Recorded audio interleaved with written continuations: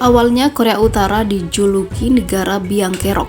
Ternyata Korea Utara membela Palestina hingga membenci Israel dan saling bermusuhan.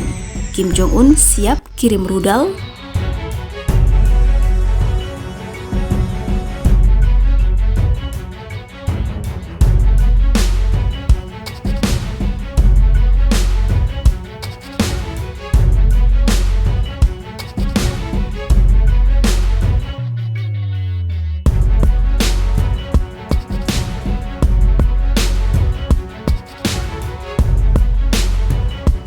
Israel dan Korea Utara adalah dua negara yang sering dijuluki oleh masyarakat dunia sebagai negara yang sering membuat keonaran dengan negara tetangga. Akibat hal tersebut, banyak negara yang tidak menyukai bahkan sampai bermusuhan dengan kedua negara tersebut. Meskipun sama-sama tidak disukai oleh banyak negara, ternyata Israel dan Korea Utara juga saling bermusuhan dan membenci satu sama lain. Korea Utara sampai saat ini diketahui sebagai satu-satunya negara, bukan mayoritas Muslim, yang tidak mengakui Israel sebagai negara yang berdaulat. Negara pimpinan Kim Jong-un tersebut bahkan menjuluki Israel sebagai negara satelit imperialis. Korea Utara diketahui mengakui kedaulatan negara Palestina atas seluruh wilayah yang diduduki oleh Israel, kecuali wilayah pendudukan dataran tinggi Golan yang secara internasional diakui sebagai bagian dari Suriah. Bahkan pada tahun 2020 lalu, Kim Jong-un kembali menegaskan bahwa Korea Utara mendukung 100% Palestina menjadi negara berdaulat. Saya menegaskan dukungan rakyat kami terhadap perjuangan masyarakat Palestina dalam mendapatkan hak-hak nasional mereka, katanya dikutip pikiran rakyat bekas.com dari Defense Korea. Kami juga mendukung Palestina dalam mendirikan negara independen dengan Yerusalem Timur sebagai ibu kotanya, sambungnya. Sementara itu, Israel menganggap Korea Utara dan program misil nuklirnya sebagai ancaman utama bagi keamanan.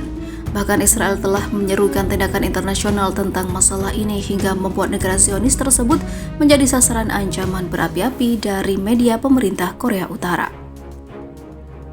Diketahui Korea Utara pernah ikut bertempur melawan Israel dengan bergabung bersama tentara koalisi Arab pada Perang Yom Kippur di tahun 1973.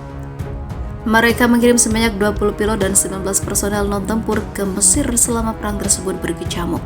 Dalam pertempuran tersebut, pasukan Korea Utara berhasil menembak jatuh beberapa pesawat milik Israel.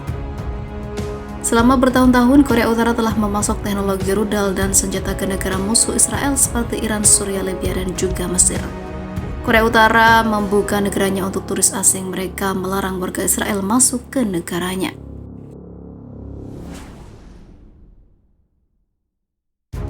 Iran dan Korea Utara bantu Suriah bangun reaktor nuklir, musuh ketakutan. Seorang mantan anggota parlemen Suriah dan anggota oposisi Suriah saat ini mengatakan jika Iran dan Korea Utara membantu rezim Suriah membangun reaktor nuklir. Tuduhan itu diungkap dalam laporan surat kabar Arab Saudi OKAS dilansir Memo pada Kamis kemarin. Muhammad Barmo merupakan bagian dari oposisi Suriah di utara negara itu. Dia mengatakan rezim Presiden Suriah Bashar al-Assad sedang mengerjakan proyek untuk membangun reaktor nuklir di dataran Al-Gab di barat laut Suriah. Dengan bantuan dari sekutunya Iran dan Korea Utara, tuduhan Barmo adalah yang terbaru dari banyak lainnya di tahun-tahun sebelumnya yang juga menuduh Teheran dan juga Pyongyang berusaha membantu Damaskus mengembangkan kemampuan nuklir. Pada tahun 2018, portal berita berbahasa Arab yang berbasis di London Al-Quds Al-Arabi mengutip sumber lain di oposisi Suriah yang mengatakan pemerintah Suriah sedang membangun reaktor nuklir di dekat Al-Qushair dengan dekat perbatasan Lebanon. Batang uranium dilaporkan dipindahkan ke fasilitas bawah tanah di daerah tersebut. 3 tahun sebelumnya, surat kabar Jerman Der Spiegel juga melaporkan Badan Intelijen Barat telah menemukan rezim Suriah menyimpan 8.000 batang bahan bakar nuklir di fasilitas bawah tanah rahasia yang terhubung dengan Danau Zaita di dekatnya melalui sumur yang dalam.